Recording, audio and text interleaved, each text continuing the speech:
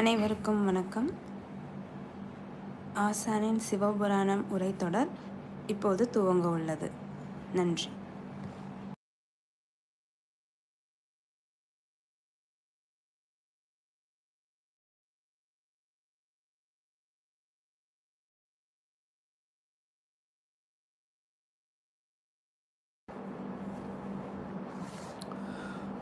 அனைவருக்கும் வணக்கம்.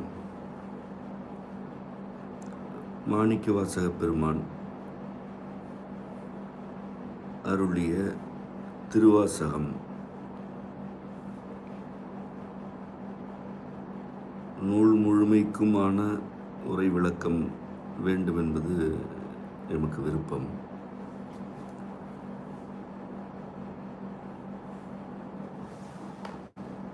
நூல் முழுமையையும் உரை விளக்கத்துடனும்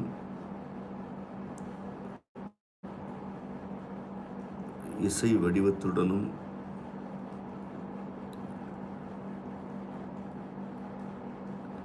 கேட்டு பொருளறிந்து கொள்ள வேண்டும் என்பது தனிப்பட்ட முறையில் எனக்கு இருக்கும் விருப்பம். அது ஒரு வேளை அமைய பெற்றால் அதனை யாவருடனும் பகிர்ந்து கொள்ள வேண்டும் என்று கருதுகிறேன்.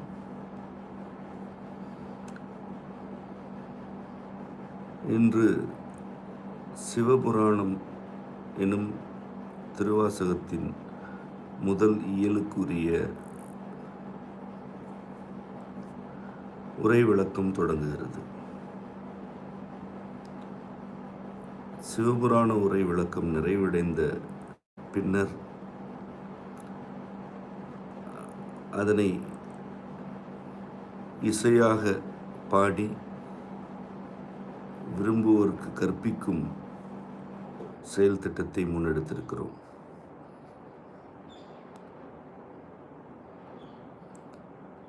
அன்றாடம் அந்த இசை வகுப்பு அதிகாலையில் நிகழ இருக்கின்றது.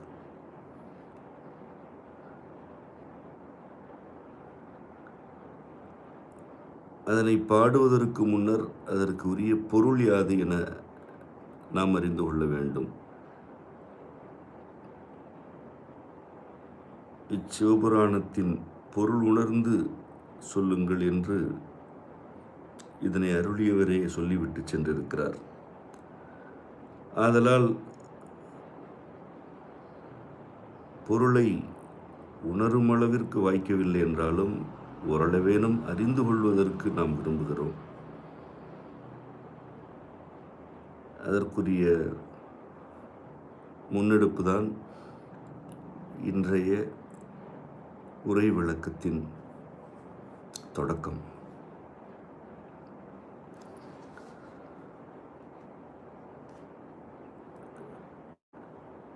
சிவபுராணம் என்ற இந்த இயல்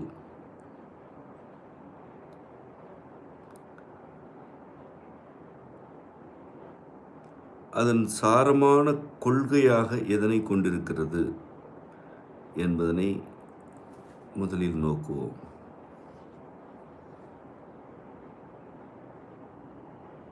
புராணம் என்பது தொன்மையான கருத்துக்களை ஒரு தொகையாக கொள்ளுதல்.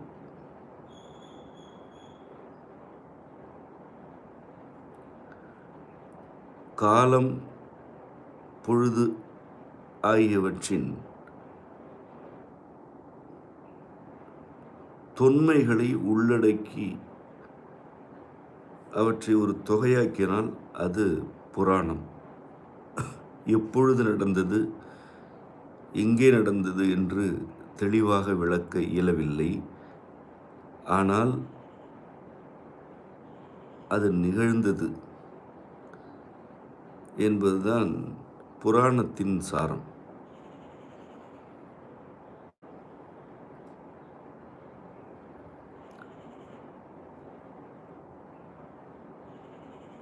இந்த புராணம் என்ற சொல் நிகழாதவற்றை அல்லது கற்பனையானவற்றை கொண்டது அல்ல.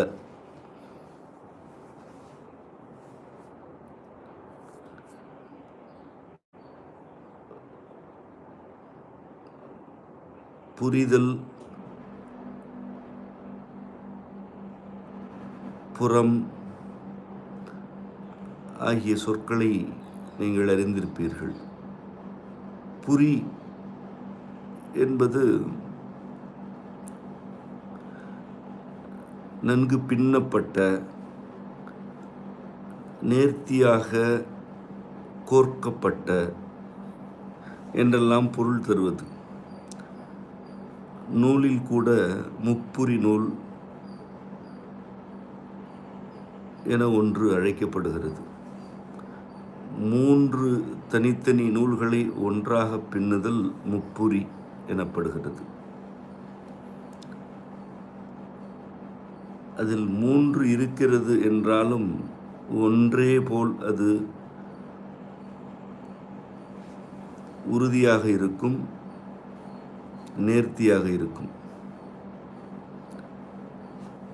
இதிலிருந்துதான் புரிதல் என்ற சொல்லும் வழக்கத்தில் வந்தது. ஒன்றை புரிந்து கொள்ளுதல் என்பது தனித்தனியாக இருக்கும் பல்வேறு கருத்துக்களை ஒரு பின்னலாக, ஒரு கோப்பாக பெற்றுக்கொள்ளுதல். அதுதான் புரிந்து கொள்ளுதல். இருப்பவை யாவை என அறிந்து கொள்ளுதல் வேறு, அவற்றை புரிந்து கொள்ளுதல் வேறு.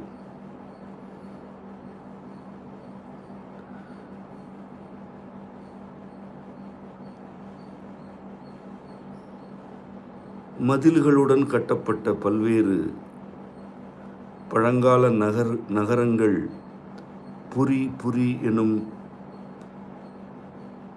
சொல்லால் அழைக்கப்பட்டன. இந்த புரிதான் புறம் என்று வளர்ந்தது. இன்றும் புறம் எனும் சொல் ஊர்களை, குறிப்பாக முற்கால நகரங்களை குறிப்பதாக இருக்கின்றது. முப்புறம் எரித்த இறைவனது திருவினை கூட நம் இறையியல் நூல்களில் கூறப்பட்டிருக்கின்றன. இவ்வாறு புரி, புறம் ஆகிய சொற்கள் பல்வேறு தனித்தனி கூறுகளை ஒரு கோப்பாக கொண்டிருத்தல் என்ற பொருளை கொண்டிருக்கின்றன.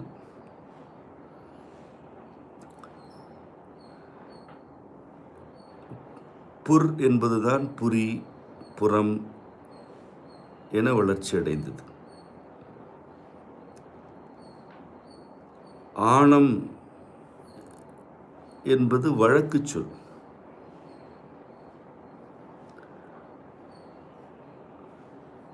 அது பேச்சு வழக்கில் இருப்பது.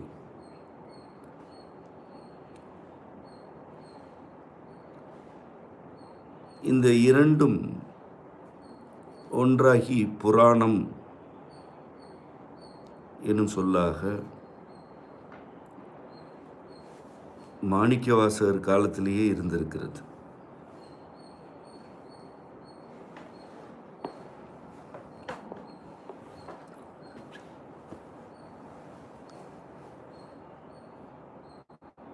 மாகாணம் என்பது ஒரு நிலப்பரப்பை குறிக்கும் சொல்லாக இன்றும் இருக்கிறது. மா என்பதுதான் அதற்குரிய சொல். மிகப்பெரிய பரந்துபட்ட நிலத்தை அது குறிக்கிறது. அது மாகாணம் என்று பேச்சு வழக்கில் வளர்ந்த சொல்லாகி ஒரு குறிப்பிட்ட நிலம் விரிவாக இருக்கிறது என்பதனை பொருளாக தருகிறது. ஆதலால் புராணம் என்பது தனித்தனியாக நிகழ்ந்த பல கூறுகளை ஒரு கோப்பாக அமைத்த கட்டமைவு என்று கொள்ளத்தக்கது. திருவாசகத்தில்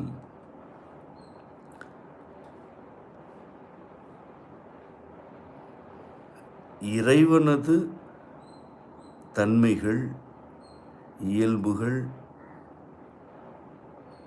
இறைவனுக்கும் மாந்தர்க்கும் உள்ள உறவு நிலைகள் ஆகியவற்றை மாணிக்கவாசகர் மிக நுட்பமாக பதிவு செய்தார்.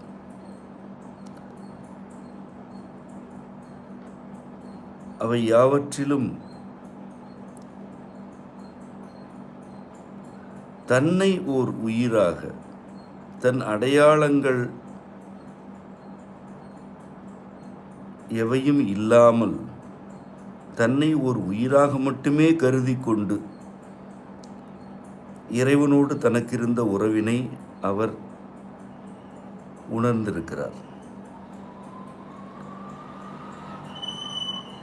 இவ்வாறு ஒரு உயிராக மட்டுமே தன்னை உணர்தல் என்பது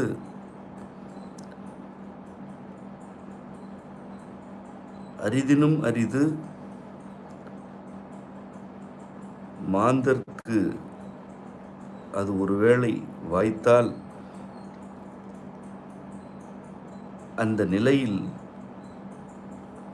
அவ்வாறு உணரும் மனிதரும் இறைவனும் அன்றி வேறு எதுவும் எவரும் இல்லை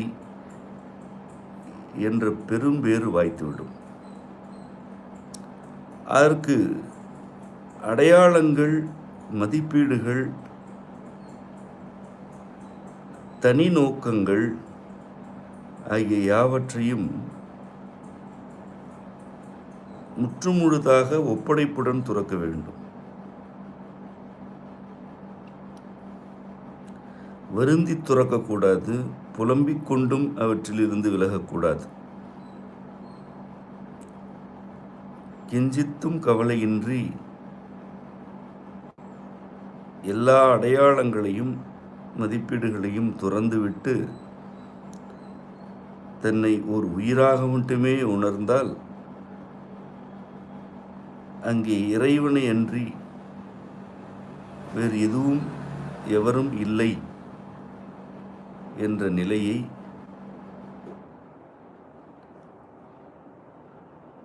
உணர்வாக பெறலாம்.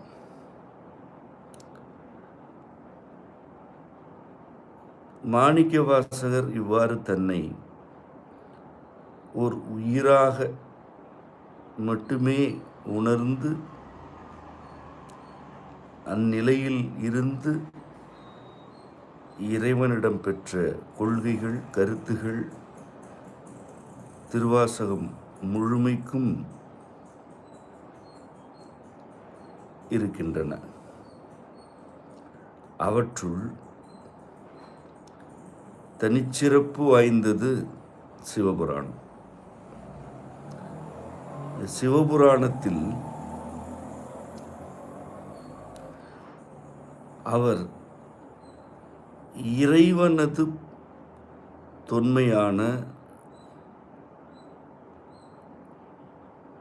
பல்வேறு தன்மைகளை ஒரு தொகையாக பின்னியிருக்கிறார்.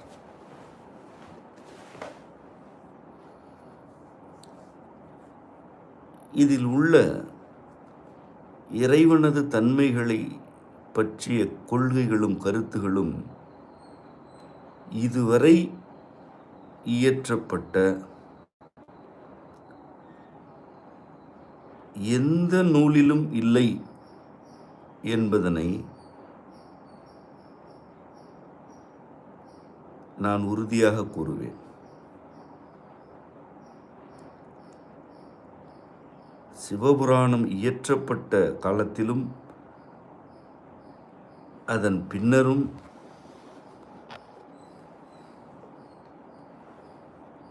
இதில் கூறப்பட்டுள்ள இறைவனின் உண்மையான தன்மைகளை ஒத்த கருத்துகள் வேறு எந்த நூலிலும் இல்லை.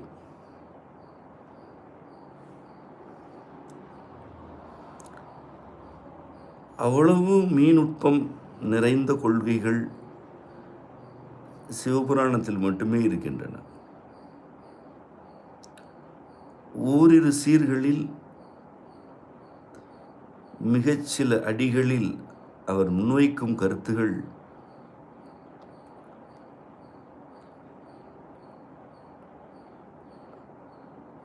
ஆங்காங்கு நாம் அமர்ந்து ஆழ்ந்து சிந்தித்து ஒரு சிலவற்றை பெற்றுக்கொண்டு பின்னர் எழுந்து அடுத்த அடிகளை நோக்கி நடக்கும் அளவிற்கு இருக்கின்றன. விரைந்து படித்து விடலாம், ஆனால் இதனை விரைந்து உள்வாங்கி கடந்துவிட வாய்ப்பே இல்லை என்றுதான் இருக்கின்றன. சிவபுராண சாரம் என்பது உயிர் ஒன்றுதான், ஒன்று சிவமே,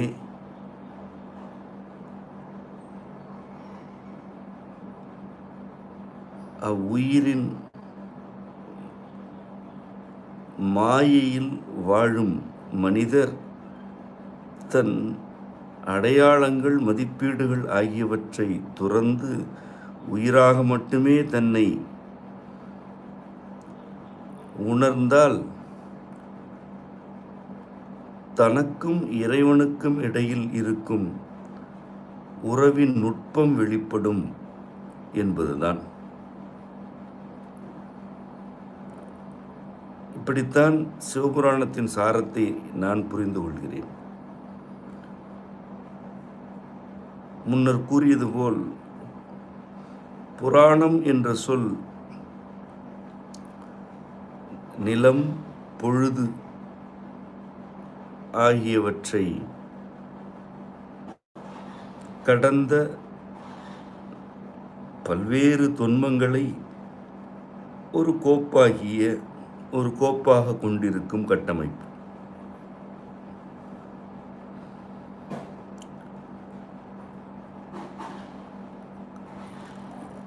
எங்கோ நிகழ்ந்தது அல்லது ஏதோ ஒரு காலத்தில் நிகழ்ந்தது என்பதனை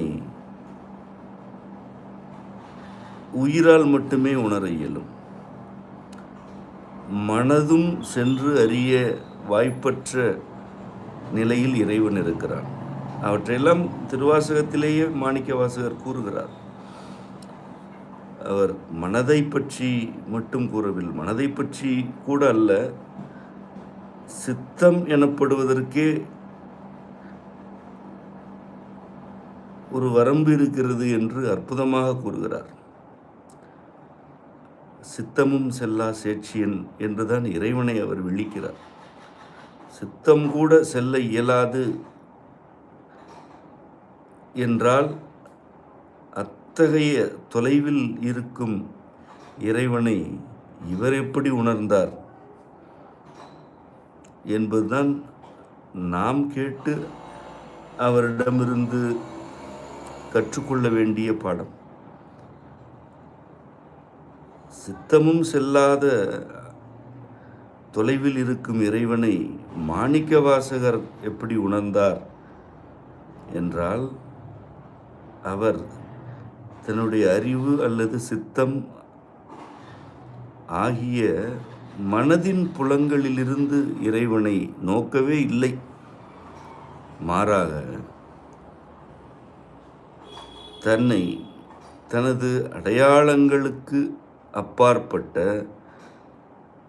ஓர் உயிராக மட்டுமே விளங்கி கொண்டவர் என்பதனைத்தான் நாம் பெறுகிறோம், ஒரு பாடமாக பெறுகிறோம். பாடம் என்றால் அதனை பின்பற்ற வேண்டும் என்பதல்ல, அதனை புரிந்து கொண்டு வியக்கிறோம், அவ்வளவுதான்.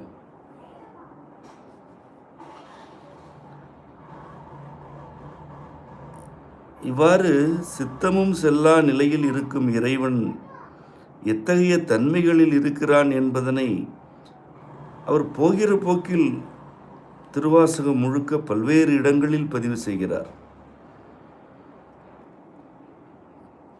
இன்னும் திருவண்டப் பகுதியின் உரை விளக்கத்திற்குள் நுழைந்தால் அது மூச்சு முட்டும் அளவிற்கு கொள்கைகளை இறுக்கமாக செறிவாக கொண்டிருக்கிறது.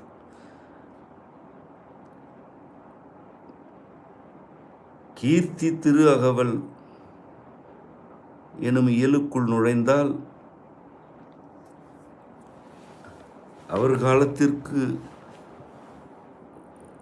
சில 1000 ஆண்டுகளுக்கு முன்பும் ஏறத்தாழ அவர் காலத்திலும் நிகழ்ந்த ஊழி மற்றும் அதிலிருந்து மீண்டெழுந்த மாந்த கூட்டத்தின் நிலை ஆகியவற்றை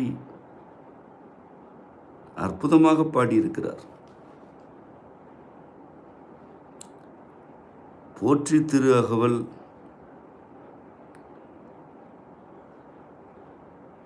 இன்னும் நுட்பமாக இறைவனது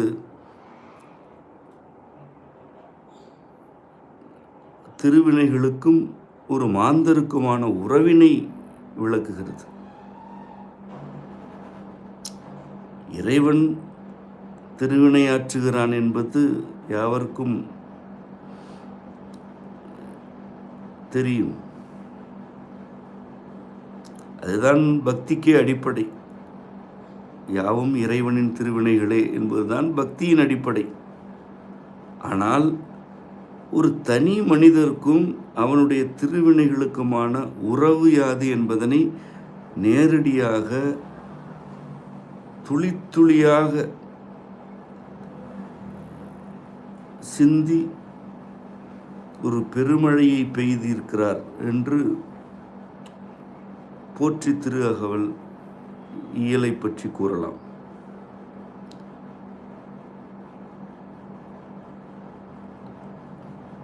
திருவாசகத்தின் உள்ளிருக்கும் எல்லா இயல்களையும் நான் படித்ததில்லை. ஆனால் நான் படித்த இந்த மிகச்சில இயல்களிலேயே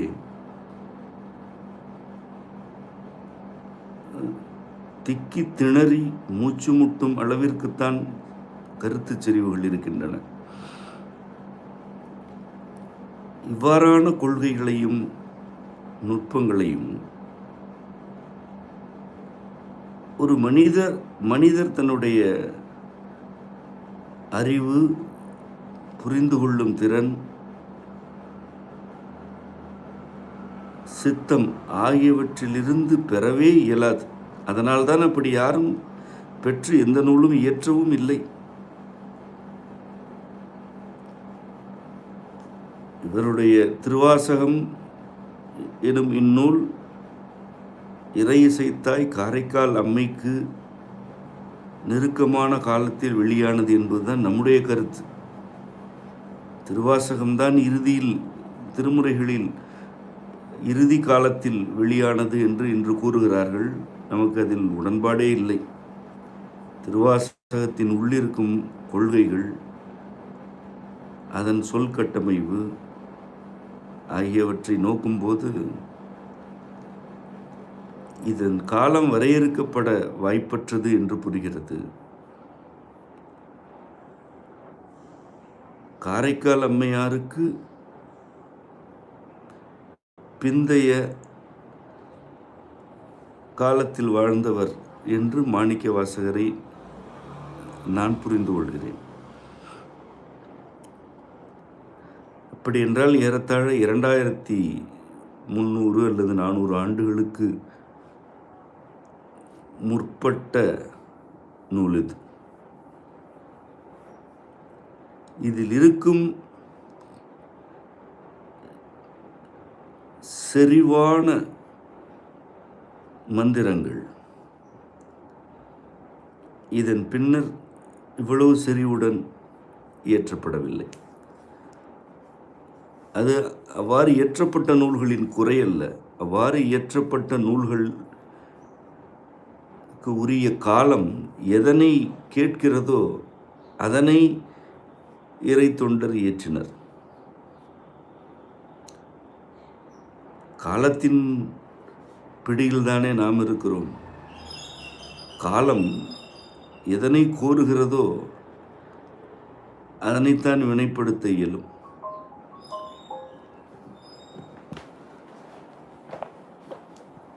திருவாசகத்துக்கு பின்னர் இயற்றப்பட்ட நூல்களில்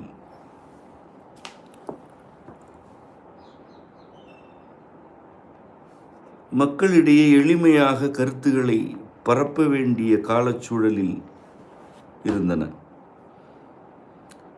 ஆதலால் அந்நூல்களில் இசைக்குரிய நயம் மிகுதியாகவும் ஒவ்வொரு ஊரின் சூழலையும் எழிலுற விவரித்து அங்கு உறையும் இறைவனின் தன்மைகளை போற்றி புகழ்ந்து எடுத்துரைக்க வேண்டிய நிலையிலும் அவை பாடப்பெற்றன. அதனால்தான் மாபெரும் மக்கள் திரளிடம் நம் இறையியல் சென்று சேர்ந்தது. திருவாசகம் அவ்வாறானதாக இல்லை. அது மிக மிக நுட்பமான இறைவனது தன்மைகளை பதிவு செய்ய வேண்டும் என்பதில் பிடித்த பிடியாக இருக்கிறது. அதனை படிப்பவர்கள் விளங்கிக் கொண்டாலும் அது விளங்கவே இல்லை என்றாலும் இது இப்படித்தான் என்பதனை துளி தளர்ச்சியும் அல்லது வருத்தமும் இல்லாமல் மாணிக்கவாசகர் பதிவு செய்திருக்கிறார். வேறு சில இயல்கள், திருவாசகத்தில் உள்ள வேறு சில இயல்கள் மக்களை இறைப்பணிக்கு அழைப்பதற்காக இயற்றப்பட்டிருக்கின்றன. அவை மிக எளிமையாக இசை நயம் மிகுந்தவையாக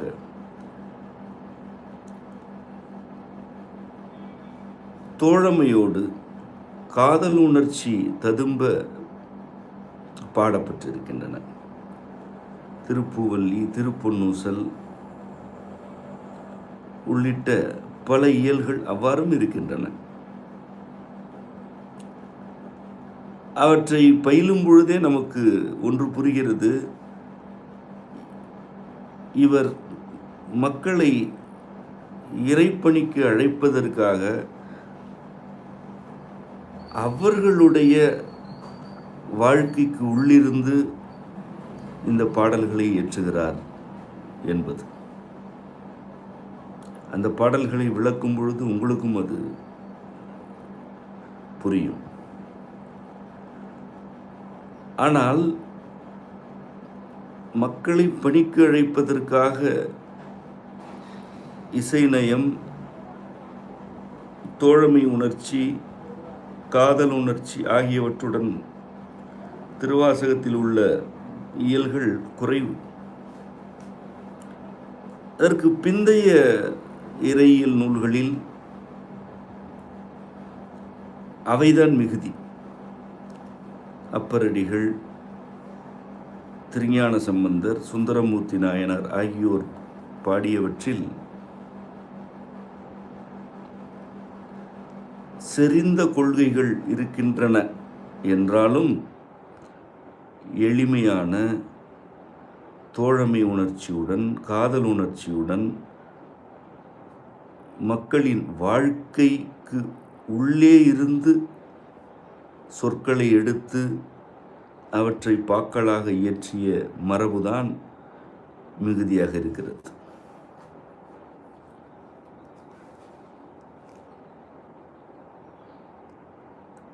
அந்த தேவார பாடல்கள் யாவற்றுக்குமான மூல கருவூலமாக இறை இசைத்தாய் காரைக்கால் அம்மையின் அற்புத திருவந்தாதியும் திருவாசகமும் இருக்கின்றன. இந்த இரண்டு நூல்களும் இருக்கும்போது எத்தனை ஆயிரம் நூல்களையும் இயற்றலாம் என்பதுதான் உண்மை. இந்த இரண்டு நூல்களில் உள்ள கருத்துகளையும் சில துளிகள் புரிந்து கொண்டாலே சில நூல்களை இயற்றி விடலாம் என்பது உண்மை. அவ்வளவு கருத்து செறிவு இந்நூல்களில் இருக்கின்றது.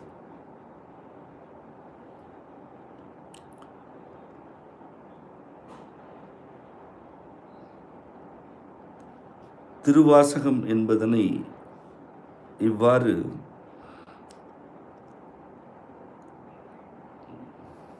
மிகவும் செறிவான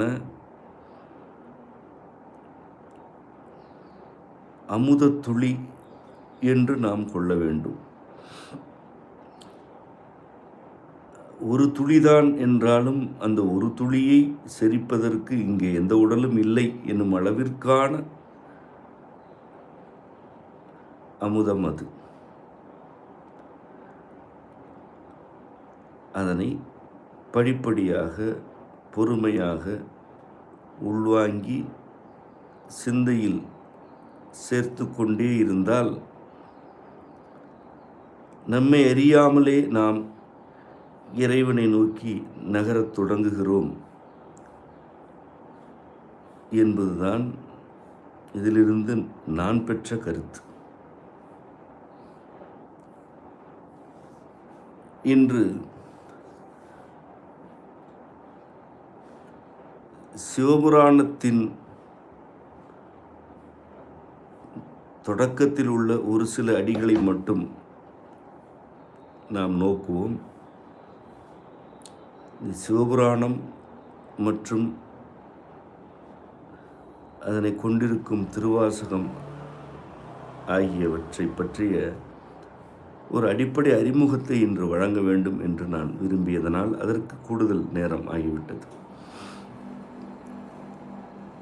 ஆதலால் சிவபுராணத்தின் தொடக்க அடிகளில் சிலவற்றை நாம் இப்பொழுது நோக்கிவிட்டு இன்றைய பாடத்தை நிறைவு செய்வோம்.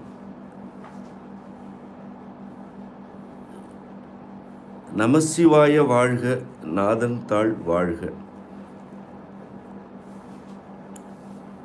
என்பது முதல் அடி. இந்த நமசிவாய வாழ்க எனப்படுவது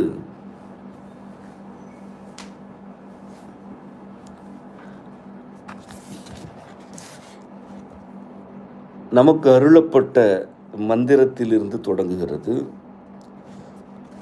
நமசிவாய என்பது நம் இறையியலுக்குரிய 5 எழுத்து மந்திரம் என்பது யாவரும் அறிந்தது. இதில்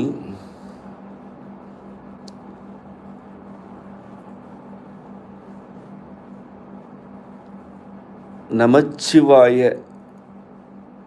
எனும்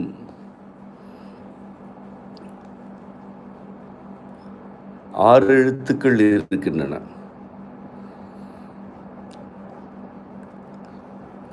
நம சிவாய என சகரமை இல்லாமல் இருப்பதுதான் மந்திரம்.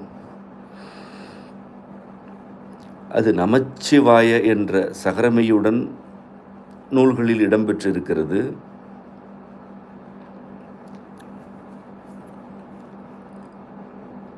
இது இவ்வாறு இருக்காது என்பதுதான் என்னுடைய கருத்து.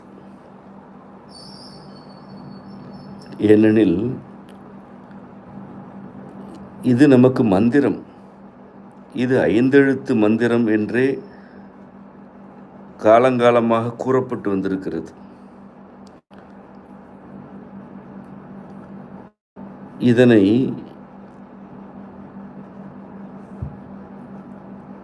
ஒரு ஒற்றெழுத்துடன் சேர்த்து 6 எழுத்தாக மாற்றுதல் தேவையற்றது. அப்படி ஒரு மந்திரத்தை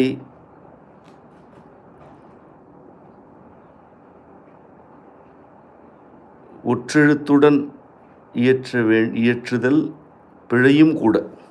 மந்திரம் என்றால் மந்திரம், அதில் ஒற்று இருக்க வேண்டிய தேவையே இல்லை. ஒரு மெய்யெழுத்து வேண்டுமானால் இருக்கலாம். அதாவது சகரமை என்பது சகரம் இச் என இருக்கிறது. இதனை ஒற்றெழுத்தாகத்தான் கொள்ள வேண்டும். நம சிவாய ஆகியவற்றை இணைப்பது ஒற்று. தனியே பொருள் இருந்தால்தான் மெய்யெழுத்து. நமச்சிவாய என்று கூறுகையில் சகர மெய்க்கு தனி பொருள் இருந்தால் அது மெய்யெழுத்து. அப்படி எதுவும் இல்லை, அது இணைத்தல் அல்லது பிணைத்தலைத்தான் செய்கிறது என்றால் அது ஒற்றெழுத்து. இங்கே நமச்சிவாய எனும் சீரில் இச்சாகிய சகரமை ஒற்றாகத்தான் இருக்கிறது, அது மெய்யெழுத்தாக இல்லை. அதாவது அவ்வெழுத்து இல்லை என்றாலும் பொருளில் எந்த மாற்றமும் இல்லை. நாம் நம்முடைய சிவபுராணம் உரை விளக்கு நூலில் நமச்சிவாய என்றுதான் வெளியிட்டிருக்கிறோம். ஏனென்றால் அது நடைமுறையில் இவ்வாறே புழங்குகிறது. அதனை உடனடியாக திருத்தும் அளவிற்கு நமக்கு துணிவும் இல்லை, அக்காலத்தில் தெளிவும் இல்லை. ஆயினும் இசை பயில வேண்டும் என்று விரும்புபவர்களுக்கு இது ஒரு இன்றியமையா பாடம். நமசிவாய வாழ்க என்றுதான் பாட வேண்டுமே அன்றி நமச்சிவாய என்று பாட வேண்டியது இல்லை. அப்படி பாடுதல் பிழை. இவ்விடத்தில் நமசிவாய வாழ்க என்று பாடுதல் தான் முறை. ஒரு நூலின் தொடக்கமே மந்திரத்தை அல்லது இறைவனது திருப்பெயர்களில் ஒன்றை தன் முதல் அடியில் கொண்டிருக்கிறது, முதல் சீரில் கொண்டிருக்கிறது.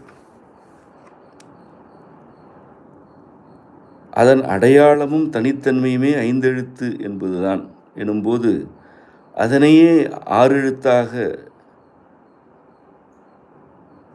திருத்துதல் அல்லது மாற்றியமைத்தல் கூடாது என்பது நம் கருத்து.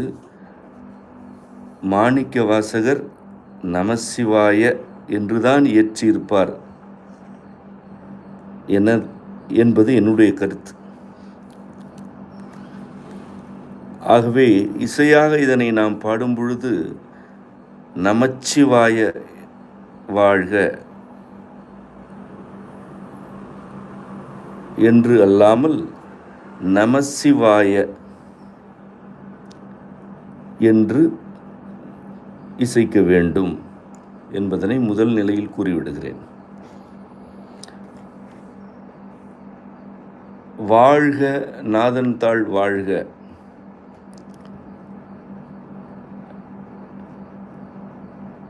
இன்னும் சீர்களை நோக்குங்கள்.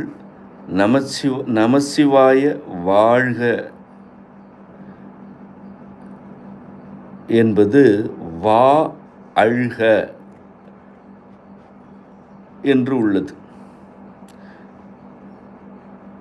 இது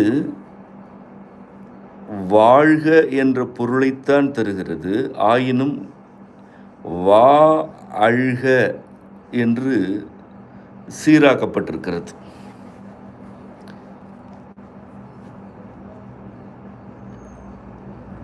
வா என்பது இரு மாத்திரைக்குரிய நெட்டெழுத்து. இவ்விடத்தில் 2 மாத்திரை போதாது, இன்னும் நீளம் வேண்டும், இன்னும் உணர்ச்சியில் ஓங்க வேண்டும் என்பதற்காக அ எனும் குற்றெழுத்து வழங்கப்பட்டிருக்கிறது. அதாவது 2 மாத்திரைகளில் இசைக்க வேண்டிய வா 3 மாத்திரைகளாக மாற்றப்படுகிறது. ஆதலால் இதனை வாழ்க என்று கூறுதலை காட்டிலும் வாழ்க என்று கூற வேண்டும். நமசிவாய வாழ்க, நாதன் தாள் வாழ்க. 2வது வாழ்க அகரம் இல்லாமல் இருக்கிறது. அது வாழ்க என்றே இசைக்கத்தக்கது. நமசிவாயம் என்பது ஒரு கொள்கை.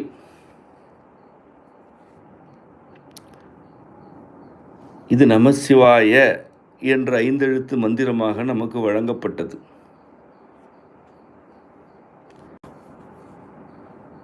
இந்த மந்திரம் வாழ்க என்று கூறப்படுகிறது.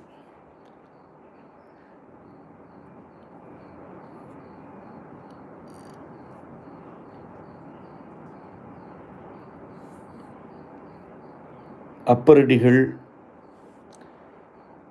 நமசிவாய பதிகம் இயற்றியிருக்கிறார், சுந்தரமூர்த்திகள் இயற்றியிருக்கிறார், சம்பந்தரும் இயற்றியிருக்கிறார்.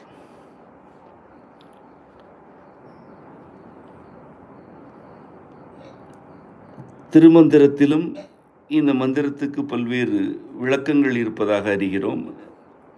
நான் அதனை முறையாக படித்ததில்லை, பயின்றதும் இல்லை. ஆனால் இந்த மந்திரம் பல்வேறு விளக்கங்களுக்கு உட்படுத்தப்பட்டிருக்கிறது என்பதை நாம் அறிந்து கொள்கிறோம்.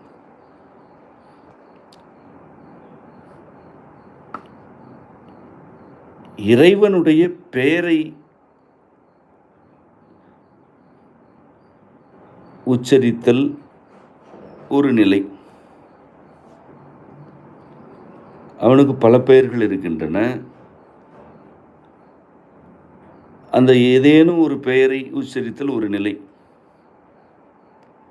இறைவனை அம்மையாகவும் அப்பனாகவும் கருதி அம்மையப்பனே என்று அழைத்தல் ஒரு நிலை.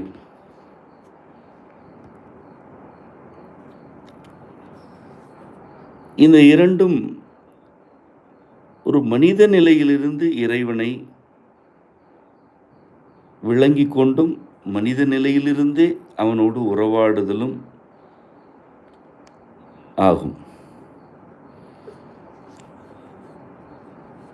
சிவனே சிவனே என்கிறோம்.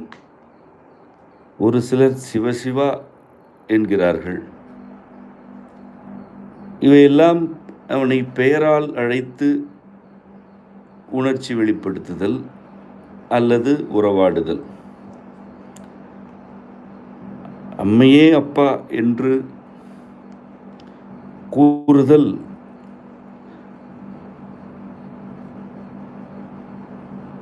மிக நெருக்கமாக அவனை உணர்ந்து கொள்ளுதல். ஒருவரை பெயரிட்டு அழைக்கும் பொழுது உள்ள இடைவெளிக்கும் அவரையே அம்மையே அப்பா என்று அழைக்கும் போது இருக்கும் இடைவெளிக்கும் எவ்வளவு வேறுபாடுகள் உள்ளன என்பதனை நீங்கள் அறிவீர்கள்.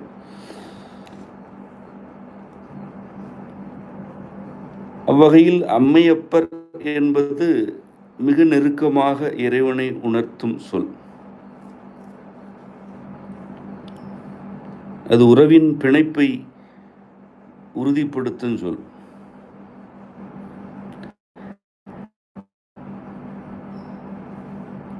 நமசிவாய என்பது இந்த இரண்டுக்கும் அப்பால் உள்ளது.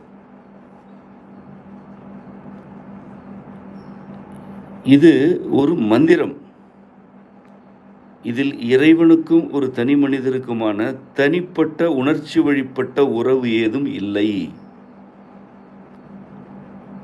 இதில் எந்த தனி உணர்ச்சி உறவும் இல்லை. மாறாக இறைவனை அவனது மூல நிலையிலேயே விளங்கி கொண்டு அல்லது அவனது மூல நிலையிலேயே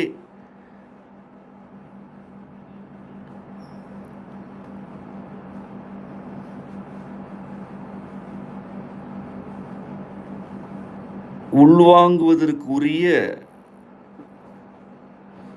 வழி இது.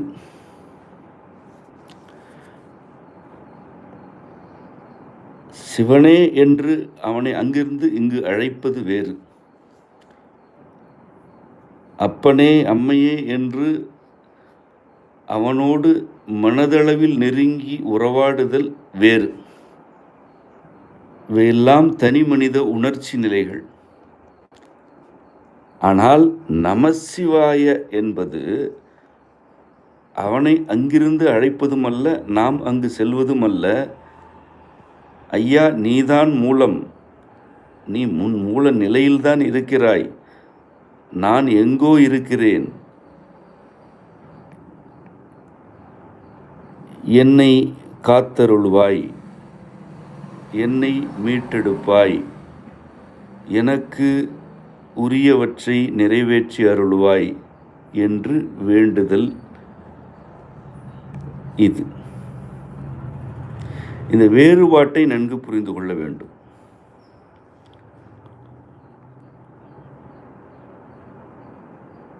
யாவற்றுக்கும் மூலமாக இருக்கும் இறைவனை அந்த மூல நிலையிலேயே கொண்டு நாம் இங்கிருந்து வேண்டுதலுக்கு உரிய சொல்தான் நமசிவாய என்ற மந்திரம்.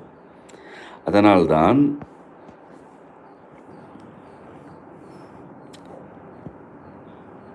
அப்பரடிகள் மிக அற்புதமாக சொற்றுணை வேதியன் என்று அந்த பதிகத்தையே தொடங்கினார். நமசிவாயவே நமசிவாயவே என்று பதிகம் முழுவதும் அதனை பாடினார். எவ்வளவு இக்கட்டு இருந்தாலும், எவ்வளவு கடுந்துயரத்தில், எவ்வளவு கொடுமையான துயரத்தில் இருந்தாலும்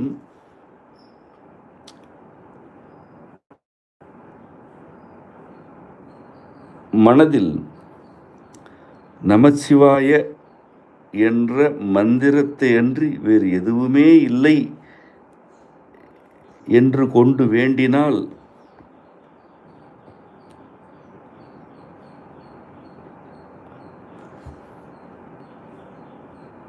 அவன் அருளும் காப்பும்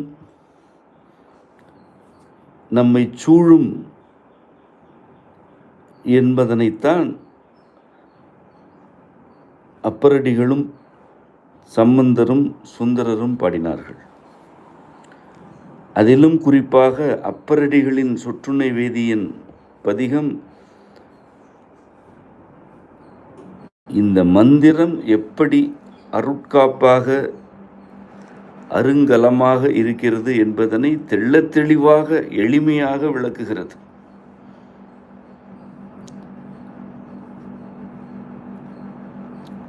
நமக்கு இறைவனை நெருங்குவதற்கு அல்லது அவனை உணர்வதற்கு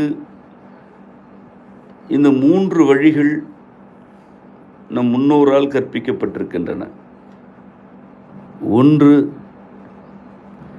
இறைவனுக்கு உருவம் கொடுத்து இந்த பேரண்டத்தின் பல பொருட்களோடு அவனை உருவகப்படுத்தி அவனுக்கு சிவன் என்றும் பெயரிட்டு வழிபடுதல். இது அவனுக்கும் நமக்குமான உறவு சற்று தொலைவில் இருக்கிறது. அவன் காலத்தில் தொலைவில் இருக்கிறான். அவனுக்கும் நமக்குமான இடைவெளியும் மிகுதி. ஆயினும் அவன் நம்மை பார்த்து கொண்டே இருக்கிறான், அல்லது அவன் நாம் வேண்டும் பொழுது இறங்கி வருபவன் என்ற நிலையில் உள்ள உறவு. இது ஏறத்தாழ சேயோன் என்ற கருத்துக்கு உரிய உறவு நிலை.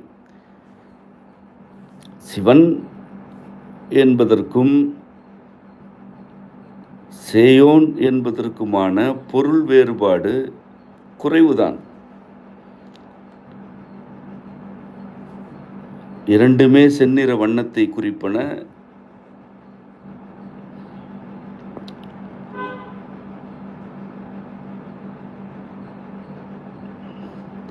இரண்டுமே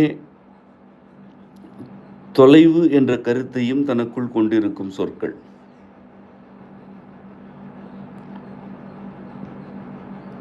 ஆதலால் சிவன் என்ற சொல் இறைவனை தொலைவில் இருப்பவன், வேண்டும் பொழுது வருபவன் என்ற கருத்தை கொண்டது.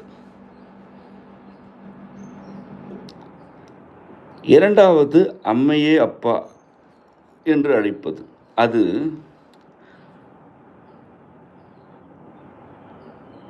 மிக நெருங்கிய உறவாக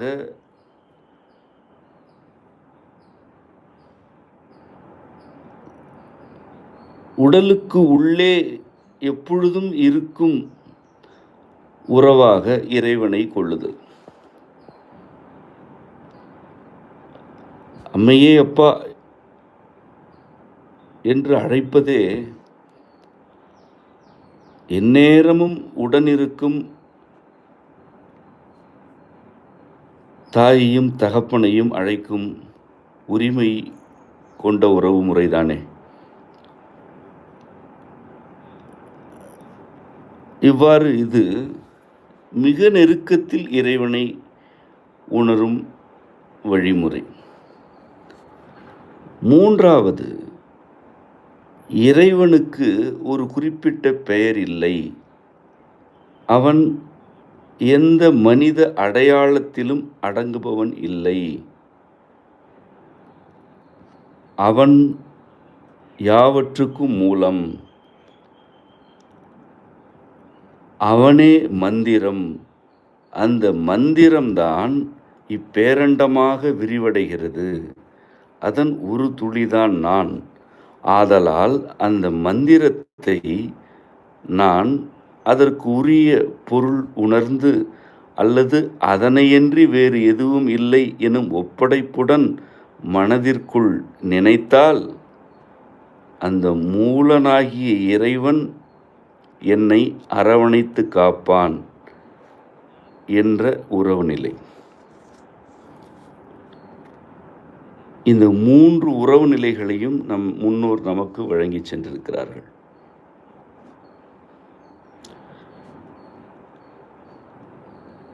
இதில் நமசிவாய எனும் அந்த மூல மந்திரத்தின்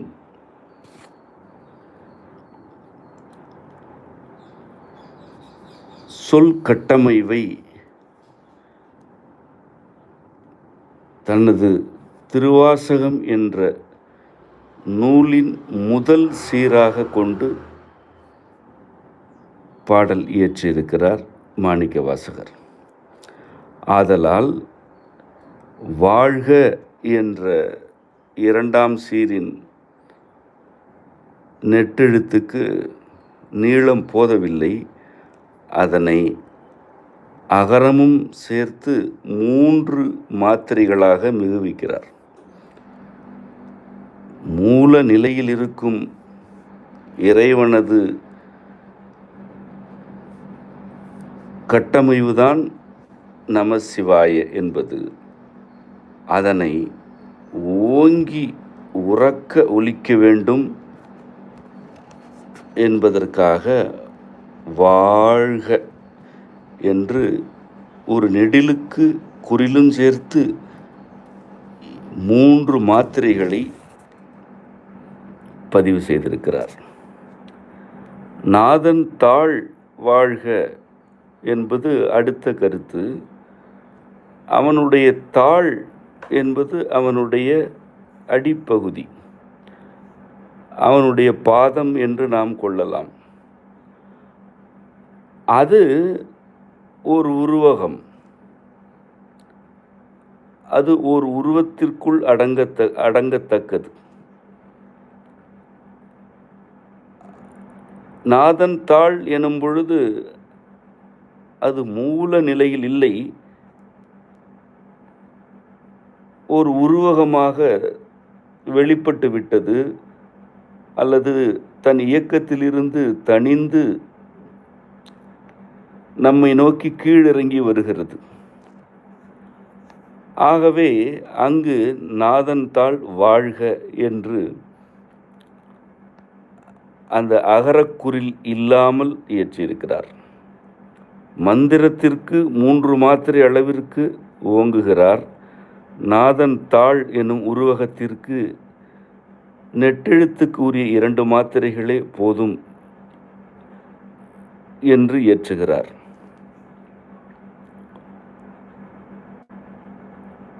நமசிவாய என்பது மந்திரம். அது உருவம், உருவகம் ஆகியவற்றுக்கு அப்பாற்பட்டது. நாதன் என்பது மாந்த நிலையில் உள்ள ஒரு குறியீடு. இந்த இரண்டுமே முதல் அடிகளில் வந்துவிட்டன. இறைவன் மூலமாக இருந்து மந்திரமாக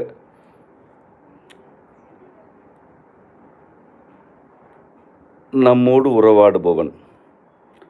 அவன் ஒரு மாந்த உருவகத்திற்கும் தன்னை உட்படுத்தி கொண்டு தன்னைத்தானே தனித்து நம்மோடு உறவாடுபவன். இந்த இரண்டையும் முதல் அடிகளில் பதிவு செய்து விட்டார். நீங்கள் ஆழ்ந்து நோக்கினால் உங்களுக்கு விளங்கும். நமசிவாய வாழ்க என்பது ஆண்பால் பெண்பால் குறித்த சொல்லல்ல. அது அஃறிணை.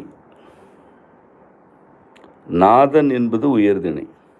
அஃறிணை எனப்படுவது மாந்த அடையாளங்களுக்கு ஆட்படாத தன்மை கொண்டது. அது குறைவான திணை என்ற கருத்து இருக்கிறது. அது குறைவான திணையே அல்ல. அஃறிணை எனப்படுவது ஒரு வரம்பிற்குள் அல்லது அடையாளத்திற்குள் சிக்காத, அடைபடாத யாவற்றுக்கும் உரிய திணை. அது பிற பொருட்களுக்கும் வழங்கப்பட்டது. தெய்வத்திற்கும் இறை என்ற தன்மைக்கும் அஃறிணைதான் வழங்கப்பட்டது. என்ற எழுத்து முப்பார் புள்ளி என தொல்காப்பியத்தில் குறிக்கப்பட்டிருக்கிறது. அது எல்லா சொற்களுக்கும் அல்லது எல்லா எழுத்துக்களுக்குமான மூல நிலை ஆகும். ஆதலால் தான் முழுமையாக வளர்ச்சியடைந்து வெளிப்படாமல் மறைவாக இருப்பவை அல்லது அடையாளத்துடன் வளர்ச்சியடையாதவை ஆகியவை அஃறிணை எனப்பட்டன. தமிழில் தெய்வமும் அஃறிணையே, இறை என்ற சொல்லும் அஃறிணையே. இறைவன் என்னும் பொழுதுதான் அது உயர்திணையாகும்.